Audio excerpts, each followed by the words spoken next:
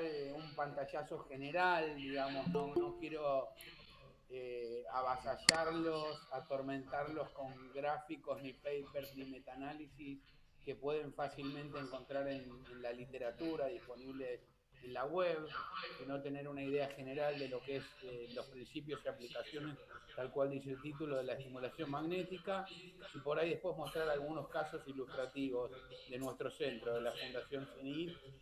eh, bueno, sabemos que actualmente, allá hace tiempo, digamos, por lo menos nosotros, el equipo con el que trabajamos, nos manejamos con el paradigma del modelo biopsicosocial, digamos, contemplando a la psiquis como la interrelación entre lo biológico, lo psicológico, lo social, lo vincular, lo interpersonal, lo cultural y hasta lo religioso, digamos, y que abordando cada una de estas dimensiones podemos generar cambios en las demás. Esto suena como algo nuevo, ¿no? La interacción gen-entorno de la que tanto nos llenamos la boca hablando actualmente, pero no es otra cosa de lo que ya había descrito Sigmund Freud en las segundas series complementarias hace ya más de 100 años. Eh, durante mucho tiempo reinó el paradigma del localizacionismo, digamos, contemplando que había estructuras o áreas puntuales que tenían funciones específicas en el cerebro. Hoy por hoy nos basamos en el concepto de la conectividad del circuiterío, digamos, que no hay un área con una función, sino que hay circuitos que están involucrados en funciones psíquicas de distintas esferas, psíquicas o, digamos, cerebrales, ya sean vinculadas a lo sensitivo, a lo motor, a las emociones, a lo neurovegetativo, eh, a lo cognitivo y demás.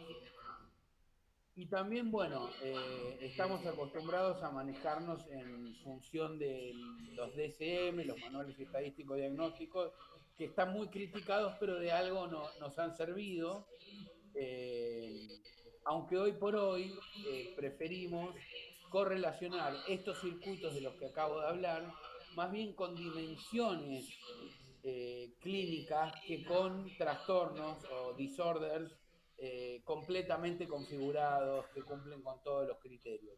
Por ejemplo, acá tenemos los criterios para la depresión según el DSM, pero no podemos correlacionar un circuito con el trastorno depresivo mayor o un episodio depresivo bipolar, pero sí con algunos de los dominios y dimensiones que pueden eh, estar configurando o eh,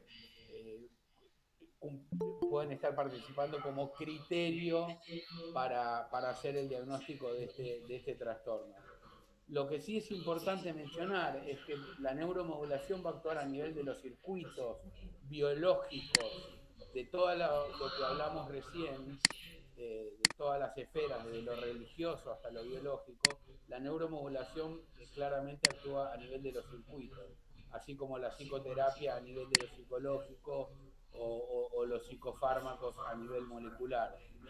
Eh, fíjense que de estas dimensiones, por ejemplo, la motivación y la voluntad que están comprometidas en la depresión, pueden estarlo también en otros cuadros como síntomas negativos de la esquizofrenia o en una demencia, lo mismo con la cognición y la atención en cuadros demenciales, la rumiación y la culpa pueden estar presentes en trastorno obsesivo compulsivo, de manera tal que se solapan, no son específicos de trastorno.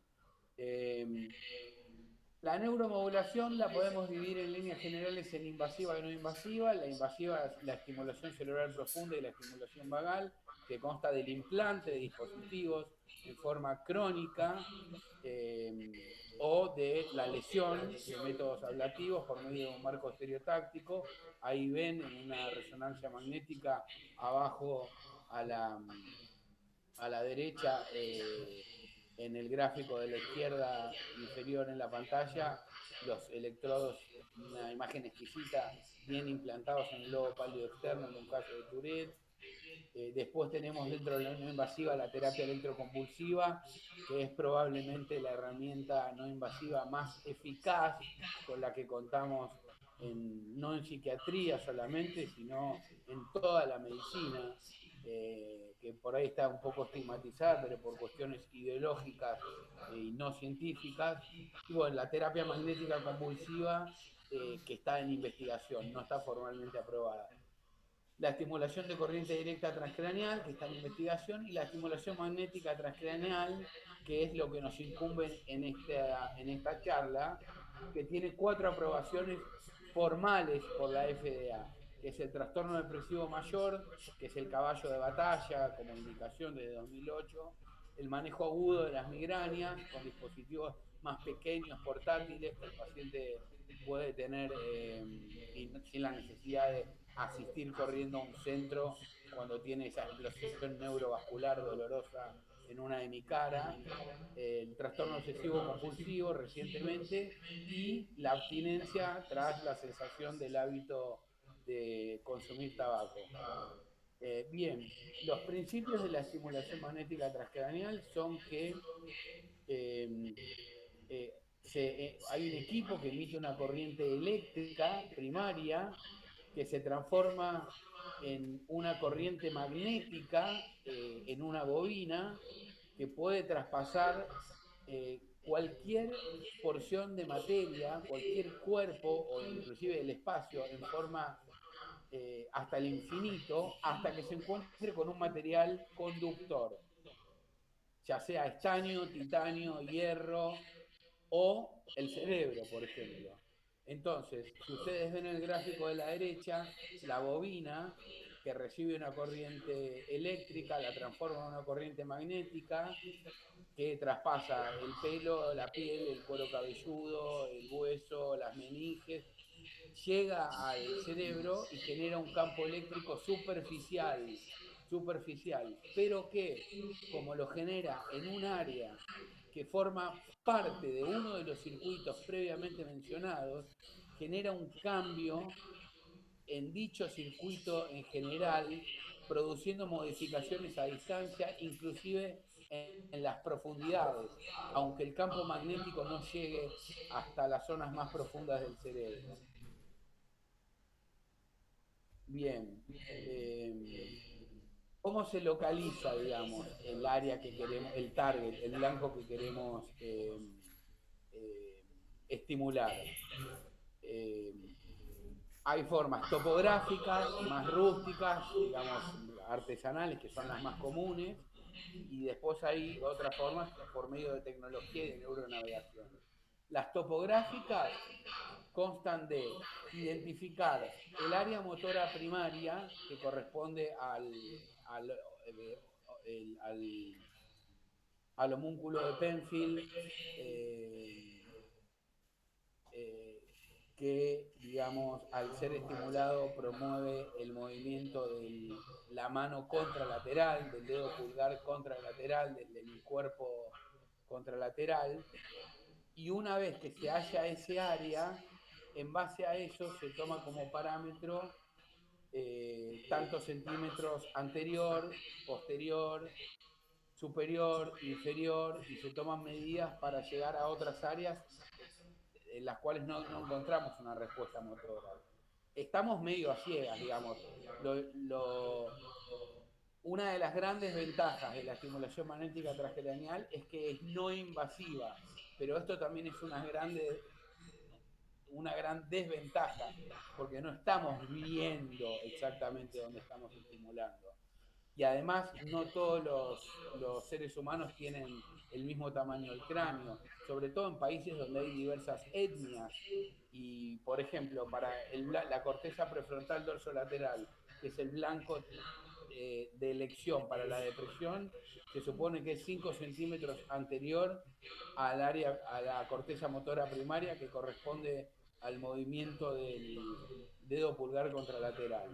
Pero bueno, en Estados Unidos tienen comunidad de asiáticos, de afroamericanos, de caucásicos, no todos tienen la cabeza del mismo tamaño, entonces a veces dicen que es 6, a veces dicen que es 5. Dentro de estos métodos topográficos es más fidedigno utilizar los parámetros que se usan en la electroencefalografía para la colocación de los electrodos.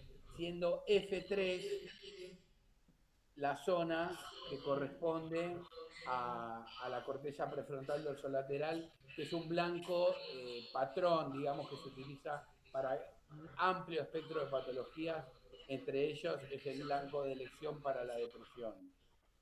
Si ustedes ven, por ejemplo, en este caso, la mano derecha de la paciente es porque se le está estimulando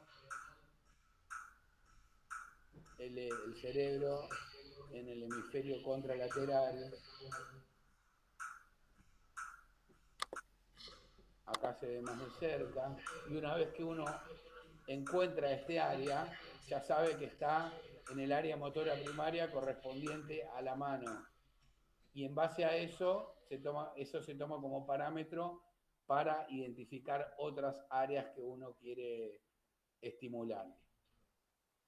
Bueno, también está la neuronavegación, que es muchísimo más fidedigna, pero no se utiliza en asistencialismo.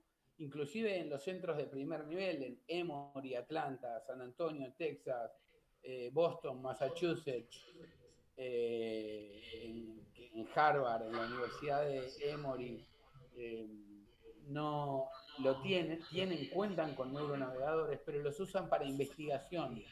Para el asistencialismo en la práctica cotidiana siguen manejándose con estas técnicas topográficas.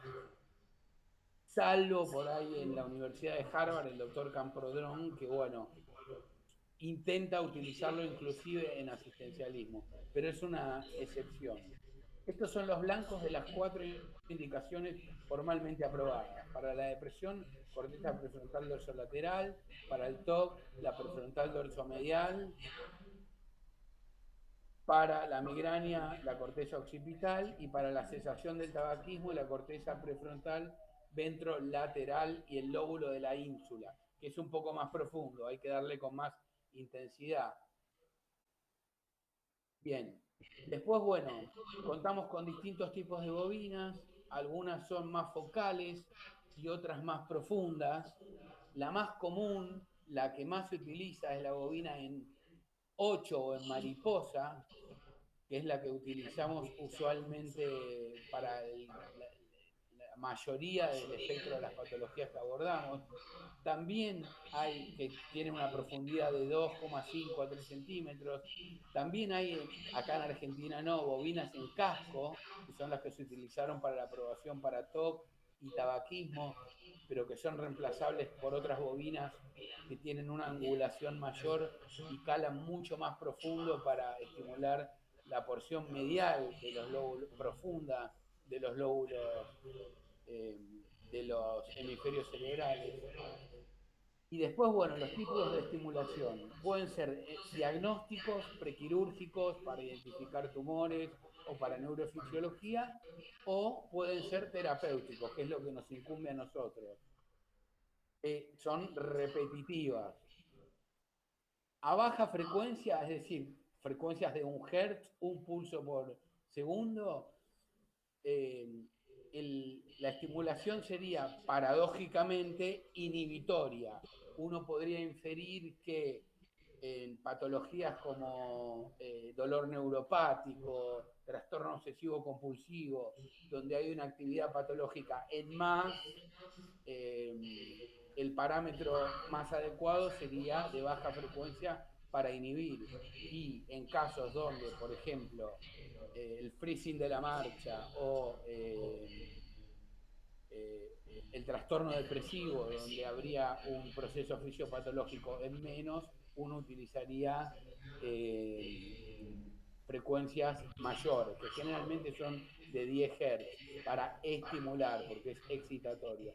No obstante, como todo, inclusive como la analogía que podemos hacer entre los mecanismos de acción de los fármacos y lo que después vemos en los ensayos clínicos o en la práctica, no siempre se da en forma lineal. Hay protocolos para freezing de la marcha o para bradiquinesia que paradójicamente son de baja frecuencia, y al revés con procesos patológicos que uno infiere que hay un exceso de actividad como las disquinesias, donde hay protocolos que tienen alta frecuencia. En definitiva, muchas de las indicaciones se han hallado por serendipia en forma empírica. Y también está lo que se llama estimulación en ráfagas, theta burst stimulation, que es muchísimo más rápido, es como una ametralladora, permite que un protocolo de 40 minutos se haga en 3 minutos. Ustedes ven acá el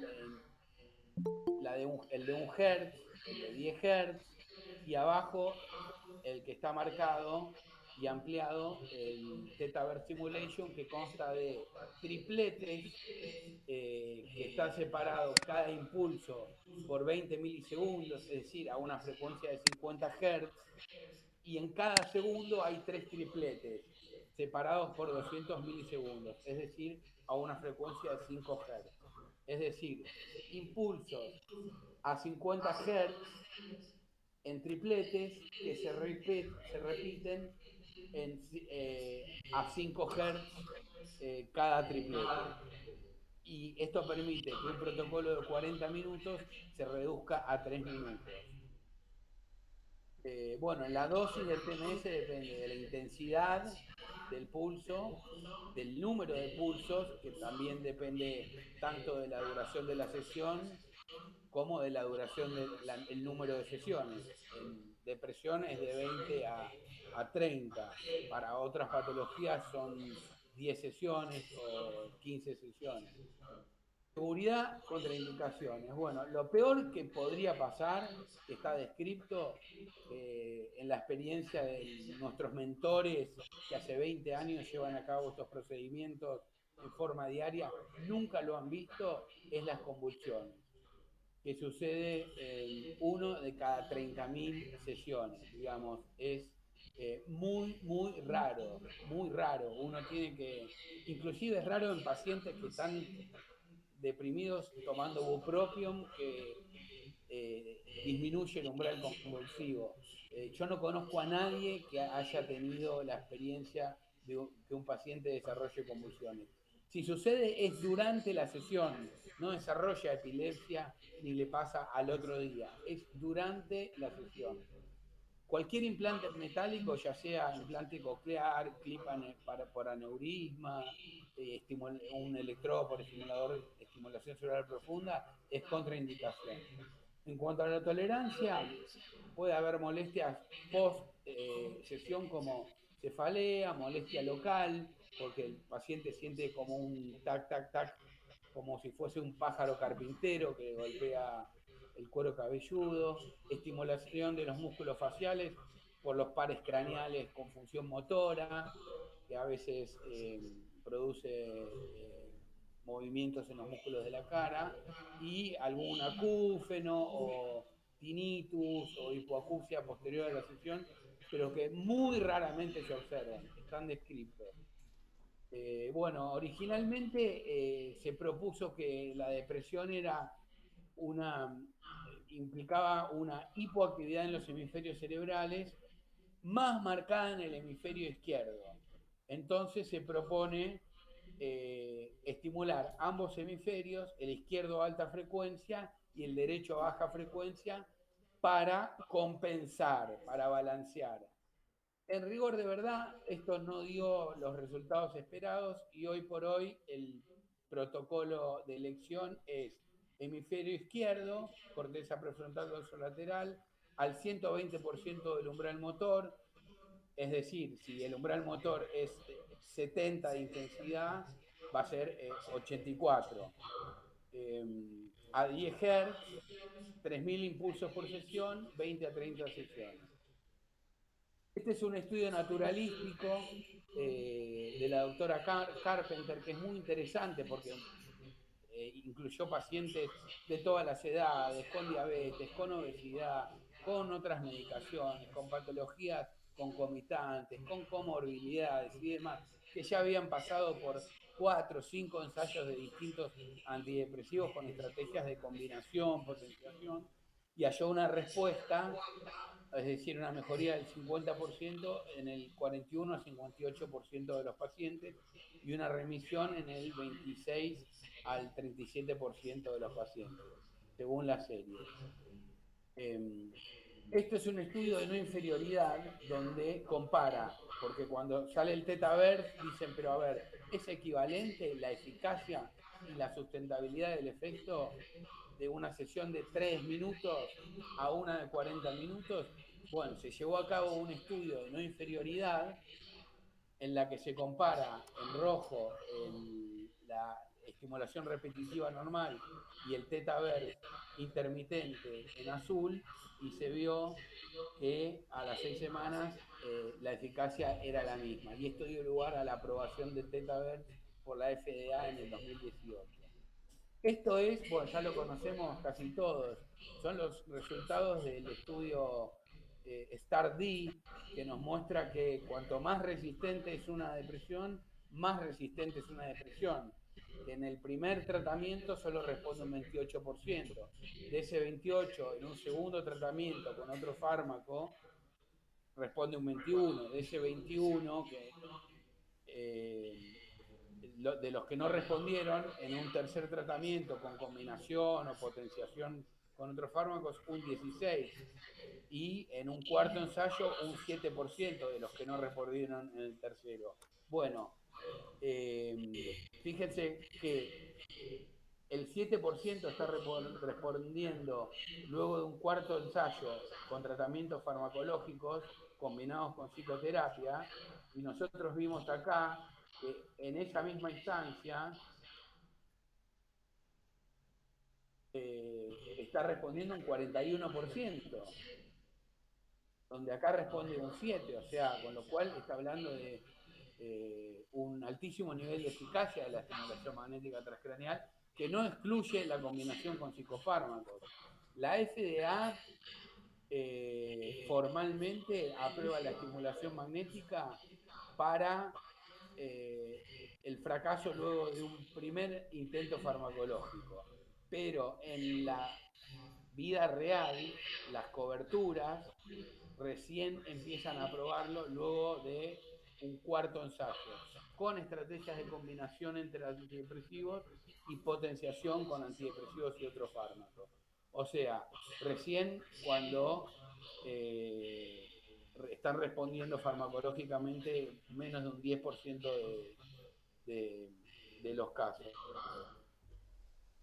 Bien, este es el estudio pivotal que dio lugar a la aprobación del TOC. Se hizo un estudio a 6 semanas y se comparó con sham, con placebo, que es una bobina que simula la misma sensación que el tratamiento activo, pero sin la emisión del impulso magnético. Se tomó como respuesta un 30%. Sabemos que el TOC es más duro de roer que la depresión.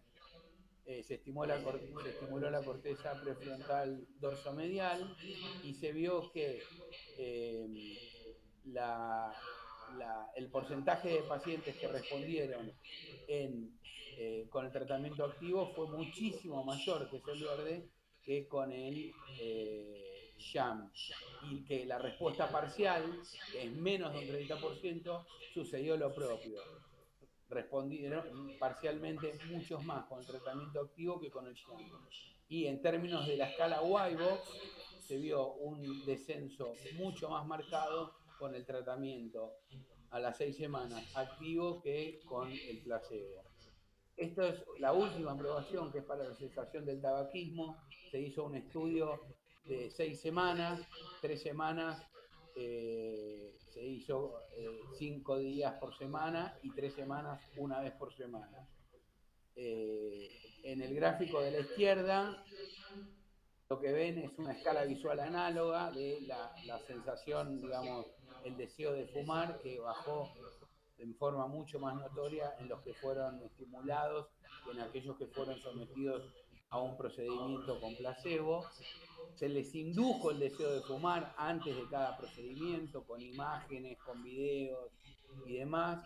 Se estimuló la ínsula y la corteza prefrontal ventrolateral. Se utilizó una bobina en casco con un N de 262.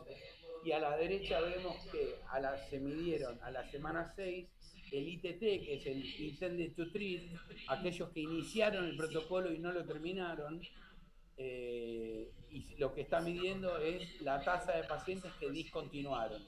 Y esto se evaluó con estudios de nicotina en orina, en sangre y con escalas de evaluación. Tanto en el Intended to Treat como en los que completaron el tratamiento a la semana 6, los que llegaron al tratamiento a la semana 6, eh, hubo una tasa de cesación del tabaquismo mucho mayor en los que recibieron tratamiento activo, y lo propio sucedió a la semana 18. Bueno, dicho esto, aunque hay 4 aprobaciones formalmente contempladas por la FDA, son 4 indicaciones formalmente aprobadas, hay un amplio espectro de patologías y una parva de evidencia que sustenta la eficacia, la buena tolerancia y la seguridad de esta modalidad de tratamiento para un montón de otras eh, entidades nosológicas, además de las aprobadas, como dolor crónico, movimientos anormales, autismo, trastorno de ansiedad, sobre todo el estrés postraumático, rehabilitación post-ACV, esclerosis múltiple, con sus diferentes manifestaciones y síntomas, compromiso cognitivo de enfermedad de Alzheimer, inclusive afasias primarias, tinnitus, síntomas negativos de la esquizofrenia y trastornos por déficit de atención e hiperactividad. Acá a la derecha vemos un archivo que es con el que contamos en nuestro centro, en CENIT, como filtro primario. Cuando llaman para una consulta, se les hace una entrevista de evaluación, a ver si es candidato o no, si tiene contraindicaciones o si es candidato a beneficiarse, siempre y cuando consulte por una de estas entidades. Bien, y para terminar, algunos testimonios. ¿Qué edad tiene? Usted pasó los últimos 7 años experimentando un dolor intenso y continuo en las piezas dentarias del maxilar inferior, en la cara derecha, que le generaban un intenso malestar. ¿Es correcto? Y ahora que estamos en el día de mañana ya cumplimentando la sesión número 20 de estimulación magnética transcraniana, ¿qué tipo de efecto terapéutico experimentó, si es que experimentó alguno? Me acordaba de que me dolía la boca, no tenía malestar, y algunos días por ahí, por ahí tiempo, por horas o ratos, podía agarrar, pero no con intensidad como una diferencia muy grande.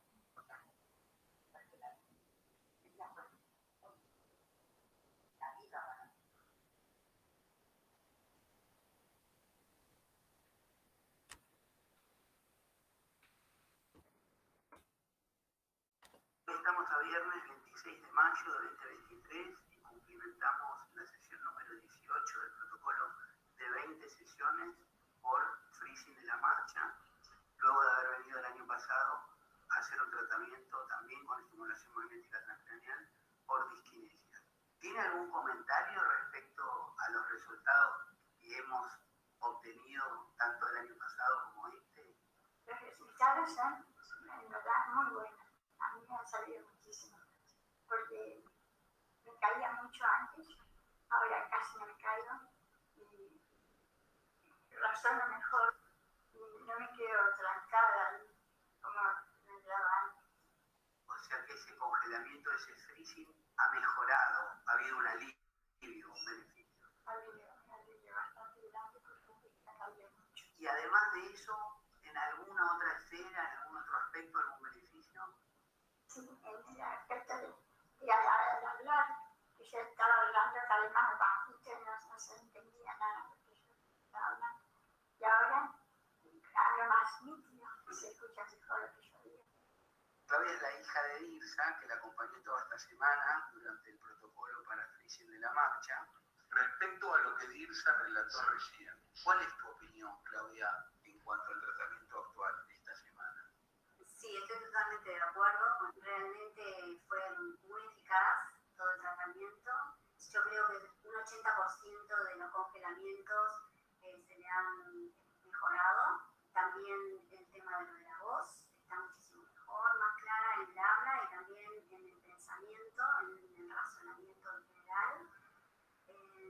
efectos secundarios de cuando tomo la medicación también, ahora son muy leves. La marcha le he mejorado muchísimo también en esta oportunidad, cuando casi no caminaba, o sus pasitos eran muy cortos, y ahora puede caminar con pasos largos y más seguros, tiene mejor equilibrio también. Bueno, muchas gracias por los relatos en relación a la experiencia de los resultados con este tratamiento. Me gustaría hacer alguna mención respecto al protocolo del año pasado, de 20 sesiones por disquinesias. ¿Cuáles fueron los resultados? Bueno, los resultados del año pasado fueron óptimos. Las disquinesias se le fueron totalmente. La marcha también mejoró en aquella oportunidad muchísimo. Y la rigidez que aún le permanecía de otro tratamiento que se le había hecho el año anterior, con TMS también me mejoró 100%. Eso ya no lo tiene más. O sea que las disquinesias han remitido, han tenido una respuesta del 100%. 100%. En los últimos 10 meses de este tratamiento no ha habido recurrencia. No, le ha perdurado. Le ha perdurado el efecto terapéutico.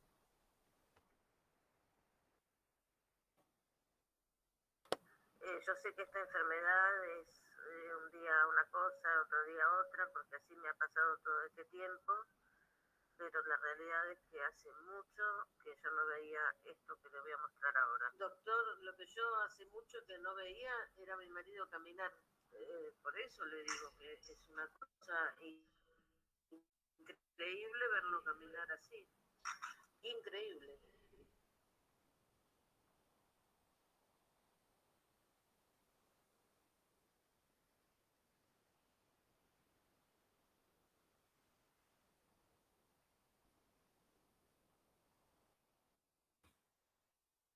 Estás haciendo un tratamiento de estimulación magnética transcraneal por un cuadro de migraña para prevención de las crisis. ¿Qué me podés decir acerca de tu experiencia con este tratamiento? Sería como beneficioso a los años que llevo de migraña, refractario a toda medicación, quirúrgica también. Acá es donde sentí un alivio, tanto en intensidad de dolor como frecuencia de la migraña. ¿Cuántos años hace la migraña? 10 años fácil. En una escala del 0 al 10, en términos de dolor, ¿qué puntaje le darías al dolor cuando tenías la crisis previo al tratamiento? Tenía grado de dolor 10 y ahora pasamos a un 5. ¿Y cuántas crisis tenías por semana? 4 crisis por semana, y con este tratamiento tuve una sola, con menor intensidad de dolor y menos tiempo. ¿Cuánto duraban antes? Mi migraña duraban 24 horas mínimo y ahora duraron 12 horas.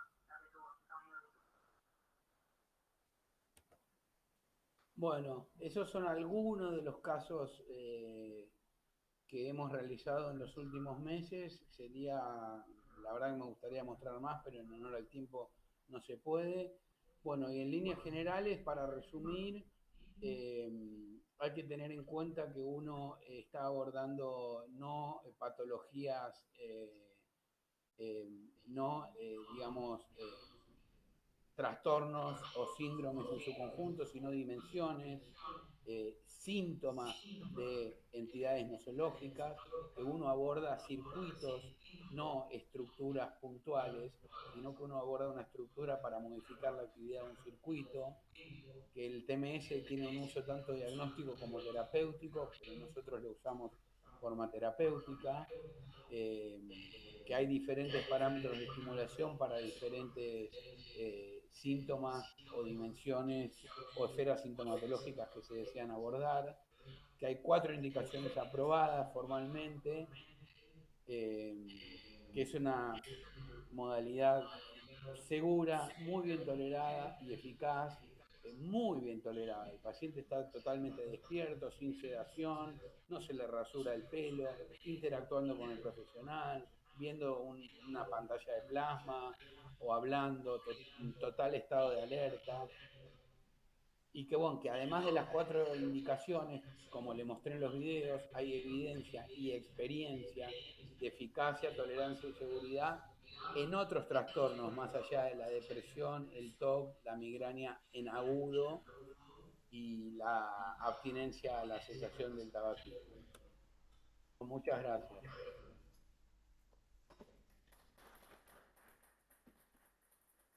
Los aplausos, perdón.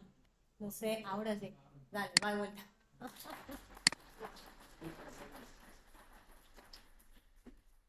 Bueno, Lean, gracias por el tiempo, la presentación impecable. Vamos a abrir el espacio para preguntas. No sé si la gente que está online quiere hacerlo a través de mensajes o si no, bueno, si alguien aquí en el auditorio en Concertinela, en Córdoba Capital, quiere compartir alguna pregunta.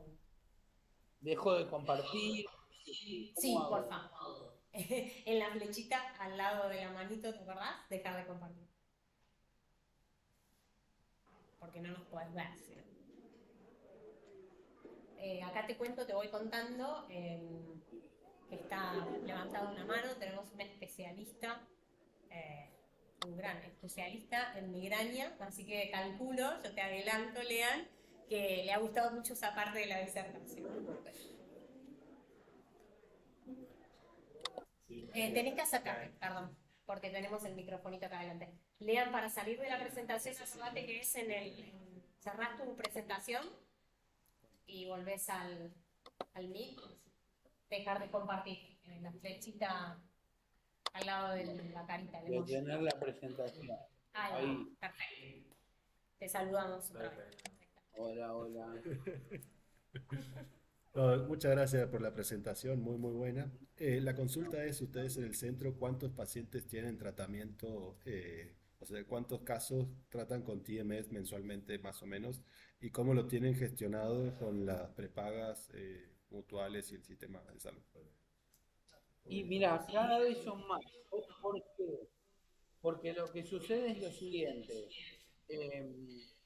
En algunos casos, cuando uno tiene un caso como, por ejemplo, una depresión, donde el cerebro histoarquitectónicamente probablemente está intacto y las alteraciones son más bien a nivel de neurotransmisores, actividad eléctrica, expresión de proteínas de membranas o cascadas de señalización. Uno puede hacer un protocolo y ahí el efecto tiene una sustentabilidad prolongada y recién si hace falta un mantenimiento es diferido en el tiempo. Ahora, en casos como el paciente que estuvo un año en silla de ruedas y después del tratamiento comenzó a caminar, como comenta la mujer, que tiene parálisis supranuclear progresiva. En los casos de disquinesia, que tienen Parkinson y la sustancia negra está histoarquitectónicamente comprometida.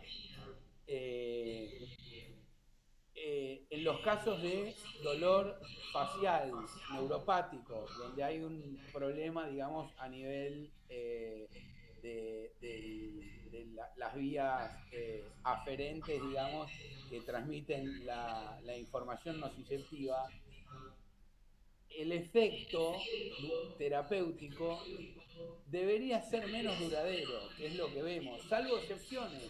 Por ejemplo, la mujer de las disquinesias nos llamó la atención que vino a Uruguay. En 10 meses no volvieron a recurrir. Pero en general, en los pacientes con Parkinson, con migraña, con freezing de la marcha, en la duración del efecto es de 4 semanas, ya la quinta semana empiezan a mermar los beneficios y le queda algún beneficio, pero residual, parcial. Entonces necesitamos solicitar tratamiento de mantenimiento, por ejemplo, 2 semanas cada 6 semanas, 4 libres de tratamiento, 2 con tratamiento. Entonces lo que está pasando es que los mismos pacientes están viniendo todos los meses. ¿Me explico? Y cada vez llegan más, cada vez llegan más. En este momento estamos haciendo protocolos todas las tardes de 14 a 20 horas. Algunos duran 20 minutos, otros duran 40 minutos, otros duran media hora, otros son protocolos de 20 sesiones porque es la primera vez, otros son de 5 sesiones porque es un mantenimiento de una semana cada 5 tras un tratamiento exitoso inicial. Y con las coberturas de salud, por suerte, tenemos los pacientes tienen la fortuna de que la gran mayoría de ellas, sobre todo las obras sociales, más que las prepagas, lo cubren, lo cubren. Algunas son reticentes y dicen, bueno, todavía no, vamos a esperar, pero no obstante nosotros no desistimos y seguimos enviando los informes con solicitud de cobertura, con la nota del médico derivador, con la justificación de por qué el tratamiento, hasta que, bueno, un día estas que son reticentes se sienten y digan, ya son muchas solicitudes, algo vamos a tener que hacer. Pero la mayoría de las obras sociales lo están cubriendo. Y muchos de los pacientes también son de países hermanos, de Uruguay, de Paraguay, que vienen a hacerse el tratamiento acá y en ese caso, bueno, no necesitan cobertura. Se alquilan un departamento, se van a un hotel y, y se quedan el tiempo que se tengan que quedar. O a veces se hacen 2 sesiones por día en vez de una para, bueno, alivianarles un poco toda la movida que es viajar a Buenos Aires y dejar de estar en su país por 4 semanas. Hacen tour sanitario. Che, otra pregunta tenemos, Lean.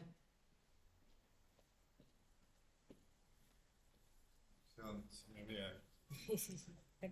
Bueno, Bueno, yo estoy de espalda, así que bueno, muchas gracias por la insertación. Yo soy médico psiquiatra también. Soy un poco el dueño de la empresa y la pregunta era, yo hace tiempo estoy viendo equipos y veo mucha diferenciación en precios, en calidades.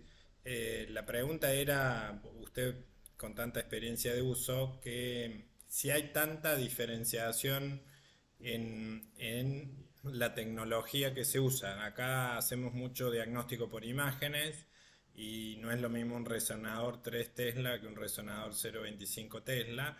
Pero es decir, en el caso de la estimulación magnética transcraneal, ¿cuál sería el gol estándar de equipamiento?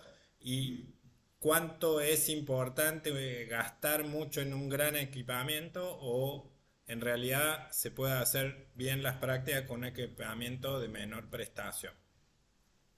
Mira, en Argentina hay representantes de 2 equipos que realmente ambos son confiables. Uno es ruso y otro es de Dinamarca.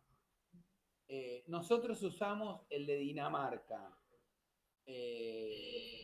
porque la gente que conocemos y que nos asesora de distintos lugares del mundo, como Harvard, el Departamento de Neuromodulación de Psiquiatría de Massachusetts General Hospital, o el Centro de Depresión Refractaria de Emory, Atlanta, o el Servicio de Neuromodulación del doctor Gabriel Derausky de San Antonio, Texas, usan el de Dinamarca. Entonces, por una cuestión de estandarizar y hablar el mismo idioma, optamos por ese. Hay otro que es ruso, que estimo es igualmente confiable, digamos, es de muy buena calidad. Son los dos buenos que tienen representantes en Argentina. En cuanto a el modelo del que usamos nosotros, te diría que si vos querés tener la versatilidad de hacer Theta Burst y hacer protocolos o sesiones de 40 minutos en 3 y tenés flujo de pacientes, un volumen importante y necesitas mucha rotación y demás, el modelo de este equipo dinamarqués es el R30. O sea, el R20 no te permite hacer la estimulación en ráfagas, por ejemplo, y calienta mucho más rápido la bobina. El R30 tiene refrigeración activa que te permite hacer varios casos seguidos sin que caliente la bobina, que es todo un tema, y también te permite hacer estimulación teta verde. clarísimo, Lean. ¿Tenemos una pregunta más? No, bueno, las Pero que tres, quieran. ¿no? Tenemos 15 minutos a los que están conectados en Manodiar, pero Bueno, no. aprovechémoslo. Vamos con las preguntas. Hola, Lean, muchas gracias por el tiempo dedicado a nosotros. Yo soy neurocirujano y tenía varias preguntitas en una, a lo mejor. El tema es si hay alguna contraindicación para realizar la terapia si existen anormalidades estructurales en la resonancia, o cuál sería el grado de normalidad que tiene que tener la resonancia de un paciente para poder indicar esta terapéutica. La segunda quizá va relacionada un poco que tiene que ver con el paciente que mostraste con alteración de la marcha, que asumo que tenía Parkinson, porque es lo que mencionabas. Si en pacientes con Parkinson los síntomas que mejoran son solo los síntomas motores o también al mismo tiempo otros síntomas como puede ser la depresión que suelen tener, también son tratados de la misma terapéutica. Respecto a contraindicaciones, alteraciones morfológicas no implican ningún tipo de contraindicación. Las contraindicaciones son epilepsia, antecedentes de convulsiones, cualquier tipo de implante metálico a menos de 30 centímetros de la zona de estimulación, es decir, un marcapasos cardíaco no sería una contraindicación, pero un electrodo de estimulación cerebral profunda, un implante coclear, un clip aneurismático, sí serían contraindicaciones. En cuanto a la mejoría, sí. En cuanto al paciente que mejoró la marcha, era parálisis supranuclear progresiva en este caso. No era, no era paciente parkinsoniano. La paciente que está con la hija, que vino el año pasado por disquinesias, que desaparecieron por completo con TMS, y este año vino por freezing de la marcha, ella misma dice que, y la hija, que le mejoró el volumen de la voz, la vibración en la voz y hasta inclusive el estado de ánimo, la voluntad, la iniciativa, la capacidad para experimentar gratificación con cosas que antes le generaban placer y ahora no le producían ninguna sensación reconfortante. Eso, bueno, sabemos cómo es el Parkinson. La depresión puede ser de origen biológico, propio del proceso neurodegenerativo, de las alteraciones dopaminérgicas, como reactiva al hecho de que uno tiene la dolencia. Ahí uno se pregunta, pero ¿se siente mucho mejor porque está mejor desde el aspecto motor o es producto directo del estímulo magnético? Eso es difícil de discernir, porque no se estimuló el área eh, target para depresión, sino que se estimularon otras estructuras. No sé si alguien tiene alguna pregunta más, pero yo aprovecho para de nuevo agradecerte. La verdad que tener una persona que tiene experiencia y que está haciendo esta técnica de neuromodulación en el país, de la mano de todos los centros que nombraste, ¿no? De primerísimo nivel y prestigio, la verdad que no solo nos instruye, nos forma, nos enseña y nos permite encontrar como una alternativa, ¿no? Para todas las patologías refractarias, que, bueno, más allá de las aprobaciones formales, como vos bien mostrabas, cuando pareciera que no hay nada más, sí hay más. Y la verdad es que creo que sería una hermosa oportunidad, no solamente para que todos sepamos que en Fundación CENIT está la posibilidad de tratamiento, sino para que ojalá próximamente también acá en el interior del país podamos brindar, ¿no? Esta posibilidad de tratamiento para aquellos pacientes que realmente la terapéutica convencional no resulta de utilidad. Así que de nuevo, Lean, gracias, súper clara tu disertación y de nuevo gracias por el tiempo. Bueno, dos cosas para cerrar. Una, paradójicamente, ustedes van a ver en la literatura artículos de TMS y para epilepsia. Yo les acabo de hablar que es una contraindicación que puede generar convulsiones. Bueno, hay protocolos específicamente diseñados que se están ensayando para epilepsia. Para que les quede claro y no digan, Leandro dijo una barbaridad. Es paradójico. En segundo lugar, bien porque queda están grabado, convocados el jueves el 30 de noviembre y el 1 de diciembre en el Hotel Hilton, Buenos Aires, a la Cumbre Iberoamericana de Neuromodulación, que está organizada por la Sociedad Española de Neuromodulación y las sociedades de cada uno de los países hermanos latinoamericanos. Y dentro, que son 2 salones simultáneos durante 2 días, y un día un salón va a ser exclusivamente patología psiquiátrica refractaria. Así que bueno,